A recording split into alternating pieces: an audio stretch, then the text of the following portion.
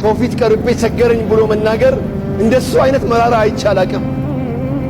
አደራህን ቸገረኝ ብሎ የመጣን አካል ከቻልክ ፈጽምለት፣ አልቻልክም ዱዓ አድርግለት። አልቻልክም አላህ ወይ እኔ እንደሰተርከኝ ደግሞ እሱን ሰትረህ ዱዓ አድርግለት። አልቻልክም ሞራሉን እንዳትነካው፣ ሞራሉን እንዳትነካው። አላህ ያንተን ሞራል ይነካል። የምስኪን ሞራል የነካ ሰው አላህ የሱን ሞራል ይነካዋል። የበሽተኛ ሞራል፣ የደካማዎች ሞራል፣ የድሃዎች ሞራል የነካ ሰው አላህ የሱን ሞራል ይነካዋል።